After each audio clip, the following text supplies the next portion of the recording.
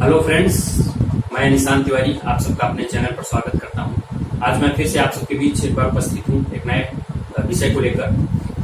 आप सब हमारे दर्शक हमारे अन्य वीडियोस पर कमेंट करते रहते हैं, तो मैंने दानिश संबंधित वीडियोस बनाया था। आज मैं बहुत विस्तार से एक टॉपिक पर बात करूंगा। तो आज का जो विषय है वो हमारा यूपीएससी सर्विसेज के बारे में है। जो यूपीएससी या संघ लोक सेवा आयोग की परीक्षा होती है उसमें 24 सेवाएं होती हैं, उसमें 2 सेवाएं होती हैं, दानिश और दानिश।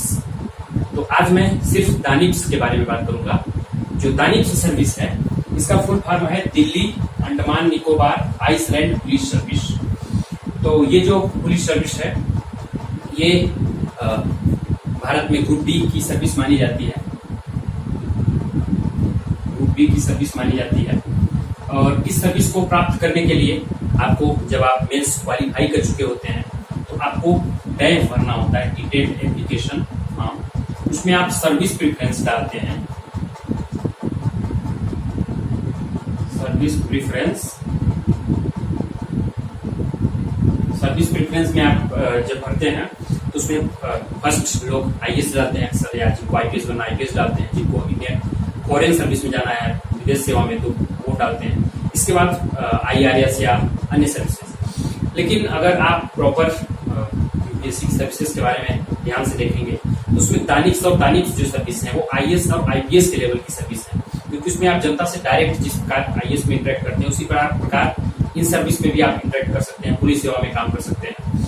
तो अधिकांश लोग इसको चौथे या 5वें नंबर पर इस सर्विस को डालते हैं, दानिश और दानिश। तो 5वें 6वें नंबर पर, 6वें नंबर पर लोग दानिश को डालते हैं, दानिश। तो ये दिल्ली और अंडमान निकोबार और लक्षद्वीप या जो केंद्र शासित प्रदेश है, दादरा नगर हवेली दमन दीव, इन केंद्र शासित प्रदेशों में आप काम करते हैं और वहाँ पुलिस अधिकारी के रूप में या सिविल सर्विस के जो अधिकारी होते हैं उसके रूप में आप कार्य करते हैं। तो इस सर्विस को प्राप्त करने के लिए आपको पहले तो इंटरव्यू से पहले आपको प्रेफरेंस डालनी होती है। इसके बाद फिर आपकी रैंक डिसाइड होती है, रैंक के हिसाब से आपको ये सर्विस मिलती है। चूंकि सर्विस पब्लिक सर्विस है तो इसके लिए आपको थोड़ा सा संघर्ष करना पड़ता है रैंक में। तो जनरल कैटेगरी में आपको इस सर्विस को प्राप्त करने के लिए कम से कम 300 से 400 रैंक तक आना आपका जरूरी है सर्विस के लिए। और ओबीसी जो कैटेगरी है उसमें आपको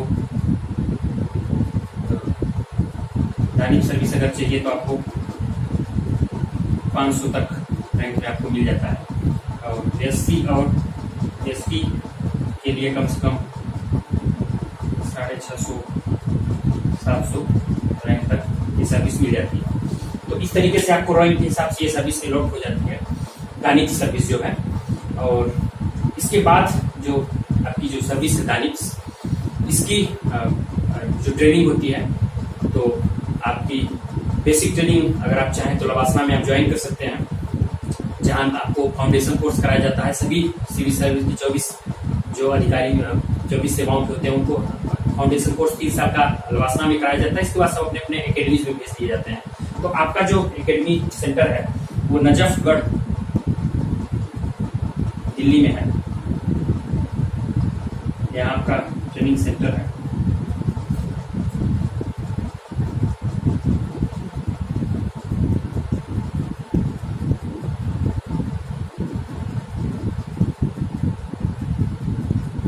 ट्रेनिंग सेंटर आपका नजफगढ़ दिल्ली में है। तो आप दिल्ली में ट्रेनिंग करते हैं और ट्रेनिंग के दौरान आपको पुलिस की ट्रेनिंग में जो जो जरूरी होता है दानिश के लिए वो सारी सुविधाएं या सारी चीजें सिखाई जाती हैं, घुड़ सवारी से लेकर पीटी, वेपन्स चलाना। इसके साथ आपकी क्लासरूम होती हैं, कक्षाएं होती हैं जिसमें आपको पुलिस एडमिनिस्ट्रेशन कैसे काम करता है उसकी जानकारी दी जाती है। इंडियन पेनल कोड क्या होता है और कैसे पुलिस वर्क करती है, कैसे क्राइम को प्रिवेंट किया जाता है, कैसे क्रिमिनल्स को पकड़ा जाता है, कैसे क्राइम का इन्वेस्टिगेशन किया जाता है। तो ये सारी चीजें आपको सिखाई जाती हैं।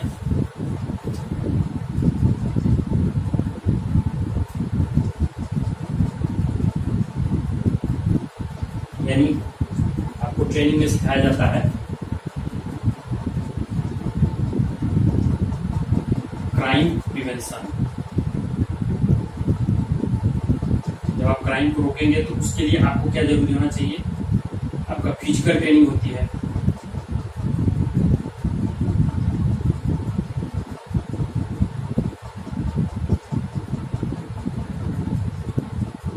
फिजिकल ट्रेनिंग होती है, वेपन्स यानी हथियार शिक्षण जिसे आप कर सकते हैं।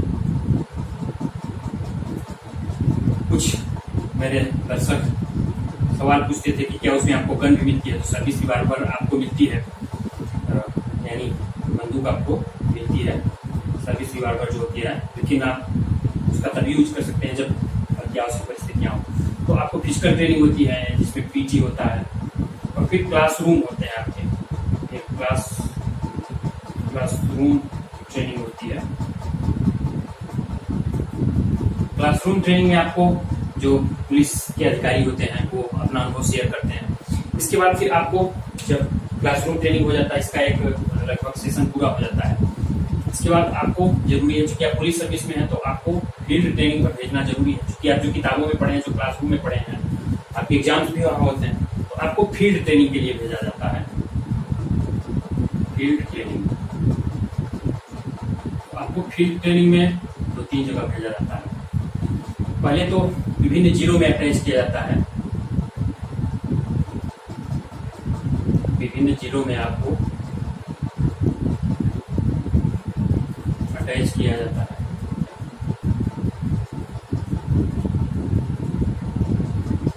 ठीक है, जैसे ग्रामीण पुलिस स्टेशन में आपको भेज दिया गया, ग्रामीण पुलिस स्टेशन। अब वहां आप जाकर देखेंगे कि कैसे एक पुलिस स्टेशन में कानूनी प्रक्रिया काम करती है, कैसे क्राइम को इन्वेस्टिगेशन करते हैं, कैसे लॉ एंड ऑर्डर मेंटेन करते हैं। तो वहां आपको 6 सप्ताह के लिए भेजा जाता है। 6 सप्ताह वहां आप कार्य करते हैं। इसके बाद आपको नगरीय पुलिस स्टेशन में भेज दिया जाता है। नगरीय, अभी आप ग्रामीण में थे, फिर नगरीय आपको पुलिस स्टेशन में भेज दिया था, वहां कुछ दिन काम करते हैं। फिर इसके बाद आपको वहां स्वतंत्र कुछ दिन काम करने के बाद स्वतंत्र SHO, इसका फुल फॉर्म आपको अच्छे से पता होगा, स्टेशन का जो पुलिस स्टेशन का इंचार्ज होता है, वहां आपको काम करना पड़ता है। इसके बाद फिर आपको ACP बनाया जाता है, ACP। अब ये जो ACP है इसको बोलते हैं असिस्टेंट कमिश्नर ऑफ पुलिस। ये जो IPS होते हैं, जो UT कैडर के IPS होते हैं, उनको भी ACP ही बोला जाता है। और ये जो दानिश सर्विस के अधिकारी होते हैं, इनको भी ACP ही बोला जाता है, लेकिन इनके वर्दी पर ये दानिश लिखा रहता है। और जो IPS अधिकारी होते हैं उनके वर्दी पर IPS लिखा होता है। यानी वो दानिश सर्विस के ACP होते हैं और ये IPS सर्विस के ACP होते हैं, लेकिन सबको असिस्टेंट कमिश्नर ऑफ पुलिस ही कहा जाता है। इसके बाद आपको पुलिस प्रशिक्षण के दौरान विभिन्न क्षेत्रों में भेजा जाता है जहां सीखते हैं। मैंने कहा कि फील्ड ट्रेनिंग है, तो ये फील्ड ट्रेनिंग का ही पार्ट है। फील्ड ट्रेनिंग में आपको भेजा जाता है ट्रैफिक, जैसे आपको ट्रैफिक पुलिस में भेज दिया गया। अब आप ट्रैफिक कंट्रोल रूम देखेंगे कि कैसे ट्रैफिक पुलिस काम करती है। इसके बाद फिर आपको मेट्रो में भेज दिया गया, तो मेट्रो का प्रशासन कैसे काम करता है, मेट्रो रेल पुलिस सेवा, मेट्रो रेल में कैसे पुलिस काम करती है, आप यहाँ सारी चीजें देखते हैं। इसके बाद आपको विभिन्न राज्यों में ले जाया जाता है, राज्यों की जो पुलिस कार्यप्रणाली होती है,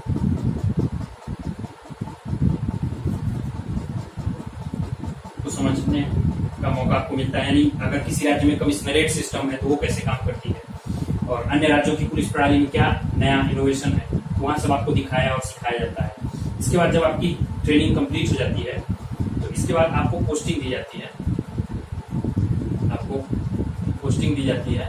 तो पोस्टिंग में आपको किसी स्टेशन का इंचार्ज बनाया जाता है,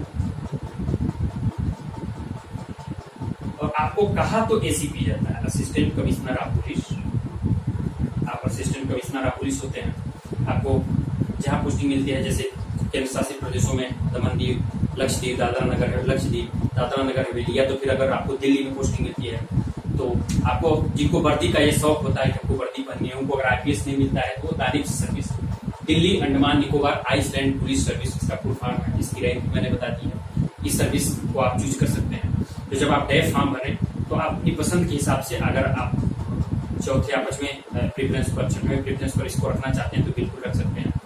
तो इस वीडियो में मैंने आपको दानिप्स के बारे में बताया बहुत संक्षेप में, और मुझे लगता है कि आपको सबसे ज्यादा भ्रम होता है कि रैंक और कहाँ पोस्टिंग होती है, क्या कैसे। तो जितने भी मेरे पुराने वाले वीडियो में कमेंट आए, सारे कमेंट के जवाब मैं लगभग इस वीडियो में दे चुका हूँ। तो आप सब इस वीडियो को देखिए और अपने सुझाव प्रेषित करिए, सवाल पूछिए। और अगर आप इस चैनल के नए दर्शक हैं तो इसको सब्सक्राइब करिए, अपने फ्रेंडों को शेयर करिए ताकि उन तक भी ये जानकारी पहुंचे और भ्रामक जानकारियां जो है वो दूर हों उनकी, और स्वस्थ जानकारी पहुंचे। अगर आप तैयारी कर रहे हैं सिविल सेवाओं की, तो आपको अगर दानिप्स के बारे में पता है तो आप डैफ फॉर्म भरते समय कोई गलती नहीं करेंगे। अधिकांश जो छात्र होते हैं उनको जानकारी नहीं होती सर्विस की, तो अपना क्रम से कोई भी सर्विस भर देते हैं, तो फिर रैंक के हिसाब से उनको कोई भी सर्विस मिल जाती है। मनपसंद सर्विस उनको नहीं मिलती है। तो अगर आपको मनपसंद सर्विस चाहिए तो आपको सर्विस के बारे में जानकारी होनी चाहिए, क्योंकि इंटरव्यू में आपसे सवाल भी पूछा जाता है। तो ये दानिप्स के बारे में मैंने बात की। अगले वीडियो में किसी अगले टॉपिक को लेकर फिर से उपस्थित होंगे। तब तक आप चैनल को सब्सक्राइब करिए और शेयर करते रहिए। आपने इस वीडियो को बहुत प्यार से देखा, इसलिए आपका बहुत बहुत धन्यवाद।